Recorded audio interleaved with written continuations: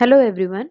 Today we will be starting with the second chapter of our subject Fundamental of ICT. The name of the chapter is Word Processing. In this particular chapter, we will be studying about the Microsoft Word, that is Microsoft Word, Microsoft Excel, and Microsoft PowerPoint. So these things, like editing a particular text or how to save a particular document, these all things we are going to have in common for all these softwares of the Microsoft. So these things are going to go hand in hand into this chapter. So let's begin with knowing what is the chapter. So starting with the overview of the particular chapter, the first point over here into the overview is word processing. We must know what is word processing so that we can move towards the another point such as another points such as editing a document, changing layout of the document, inserting any element into the particular word document, or inserting any tables charts into it, that is working with the tables. Then the last one overview is working with the column layouts and section breaks. So how to get a columned layout for the particular document, and also how to get the section breaks into it. So these all things will be included into the coming chapter, that is word processing. So this was the overview of the chapter. Once I'll repeat those, that first one is word processing, then editing a document, changing layout of the document, inserting an element into the document, working with the tables, and also working with the column layouts, and how to get the section breaks also into it. So let's features of the word processor. Here, as we have seen what were the overview, into the overview we have seen the first point was word processor. So now to know about the word processing, how does this word processor works, or how does the processing of this particular word is going to take place, we must know what are its features, right? So one by one we will go through the features of the word processor. The first one feature is, we have mentioned over here, it is easy to learn. So why do we call it as easy to learn? Once we have defined it as easy to learn, we must know, right, why do we call it the same? Because to operate a word processor we don't need any special kind of a skill. All what we can do is a non-skilled person also can use this one feature. So how a technical person is only required, these things doesn't validate over here. A non-technical person like us student even can use this one. So it is most easy way to create any document for any person. Okay, so the second one feature over here is the tables and the graphics.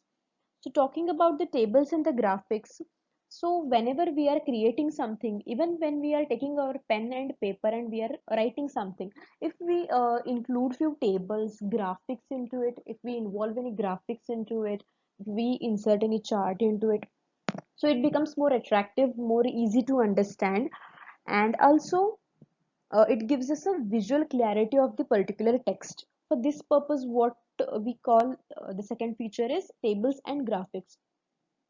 So here in Microsoft Word processor, we can have the tables and graphics representation.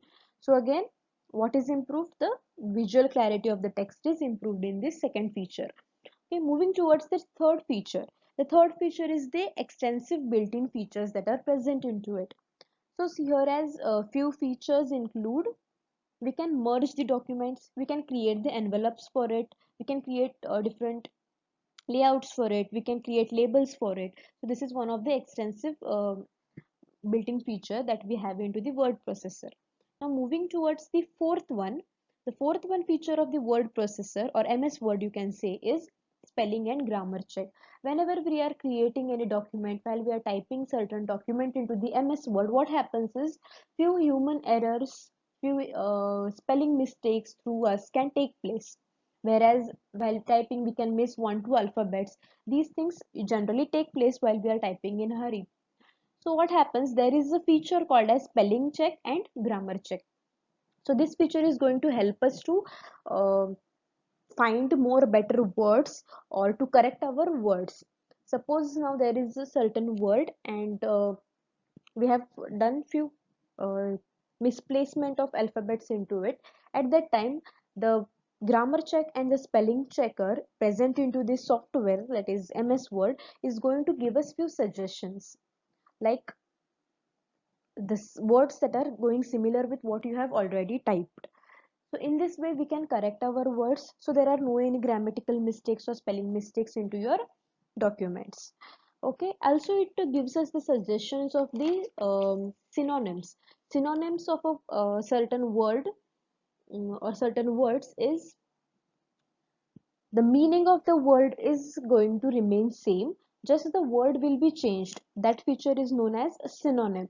So this synonym is we can obtain through the spelling and grammar check over here. Okay, so we can get a word with a similar meaning that is suggested by the grammar and spelling checker.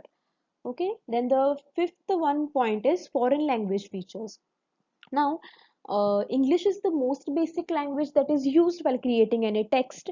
But what happens is, there are few people who don't know English. So, if they need to prefer a few foreign languages such as Spanish, German, Italian. So, what they can do is they can go for that.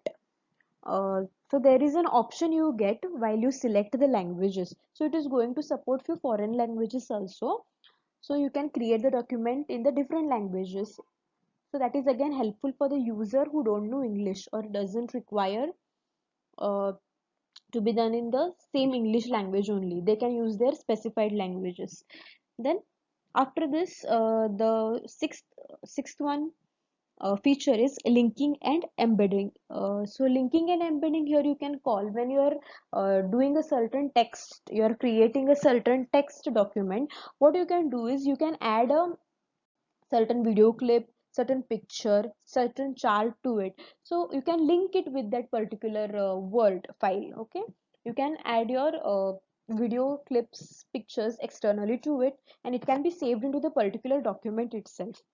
So this is the capacity, or this is the feature that word processing is having, that is linking and embedding. Then the seventh one is easy formatting. Easy formatting, what does this easy formatting includes? Easy formatting is a formatting style. Here you can change what you have typed, means you can change the look of what you have typed by changing its font, increasing its size, increasing its visual appearance.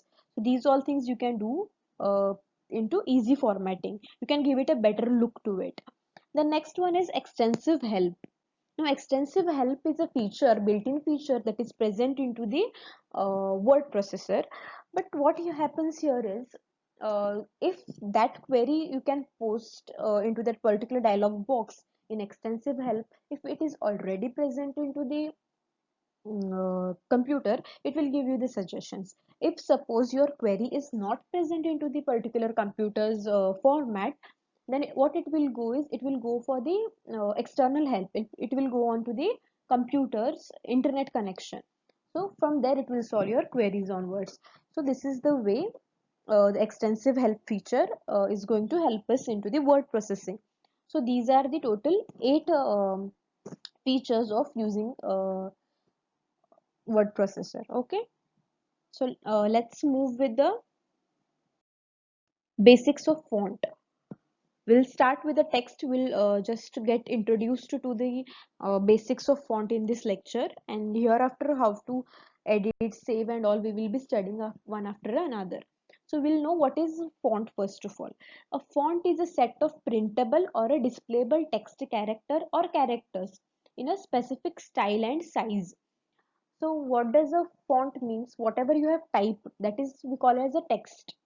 But giving it a certain style, giving it a certain look, giving it a certain uh, identity. So this thing can be provided with the help of different type of fonts. We are having number of fonts that is present into the MS Word software. So here you can see few in this image. You can see here there are few fonts available such as Berlin, then Agency, Algerian, Arial Black, Arial Narrow, then Arial Bold. So these are the different types of fonts we are having. We are having in numbers. The most basic one is Times New Roman that we use while creating a standard document. So this is one of it. So this is how the screen home screen looks like. You're having a feature called home that is just next to the file, and there you can scroll down all these fonts and you can select whichever the font you are interested to represent. Okay. Then next towards what are the different changes or different styles that you can give to your particular written text or typed text. Now what you can do here is you are having the three features over here. One is bold, one is italic, and one is underline. Means whatever you have typed, whatever the font style you have been choosing, apart from that you can give it another look, like you can make it bold, means a bit broader, bit darker, and bit highlighted. Okay, that is bold. It allows you to bold the text of your document. The second one is italic. Italic means it is going to here you can see after the B there is something marked, that is I means it is going to give it a bit slanting shape. Okay, it is going to give it a italic look. Okay, then third one is the underline feature. So what does this underline feature over here you can use for is to highlight a certain text from your entire document. What you can do is just you can select this feature u. Here you can see u and there is a small underline shown over here. Once you select this underline feature, whatever you are going to type is going to come with a underline followed by it. So these are the three features you can go for. One is bold, italic, third one is underline. So bold, what does the bold do? Bold is going to give it a bit wider, broader look once you select the bold. Then I is the italic one, which is going to have a bit slanting shape as shown over here. Then U, that is with a small underline, that is underline feature. It is going to underline the text that you are been typing. So for today's lecture we have seen the overview of the chapter, what are the features of the word processor one by one. Then we have seen what is font or what is a text, and what are the three different ways we can represent the text, that is bold, italic, or underline. In the next lecture we will be studying about the different more features of the word processor, such as how to get the paragraphs, how to use the feature of copy and paste, how to change the case, how to print the particular document, how to save it, how to close it. So these all things we are going to study into the next lecture. Thank you.